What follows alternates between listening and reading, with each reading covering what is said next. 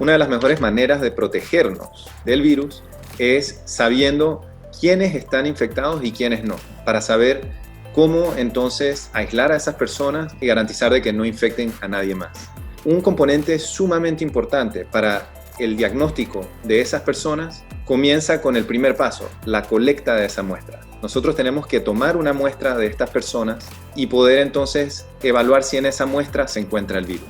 Esa muestra que se toma del paciente tiene que ir en un tubito que tiene una solución que protege esa muestra para poder garantizar que cuando vayamos a investigar que ahí está el virus, lo hagamos de la manera más precisa posible. Esos tubitos de solución ahora mismo están escaseando. Hay muy poca oferta o no se pueden comprar en muchos lugares.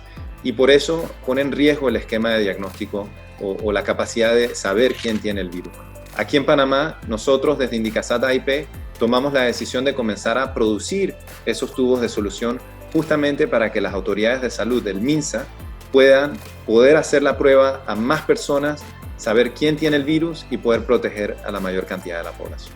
Desde el punto de vista de BitLab, vimos dos cosas muy importantes por las cuales decidimos apoyar este proyecto. La primera es permitir al país tener los insumos necesarios para poder implementar una estrategia de diagnóstico masivo, que es una de las que ha permitido a algunos países sobrepasar el punto más crítico de la pandemia. Y en el momento en que se inició el proyecto, nos encontrábamos en una situación de un mercado internacional alterado, tanto en su capacidad de proveer los insumos como en los precios. Aún estamos viviendo los impactos del precio, que está mucho más elevado de la media que se esperaría, y la provisión está un poco más controlada. Sin embargo, lo que el proyecto está permitiendo actualmente es que el país pueda encontrar una estabilidad dentro de esos picos del mercado internacional y dos, comenzar a producir localmente a un precio que es mucho más equilibrado.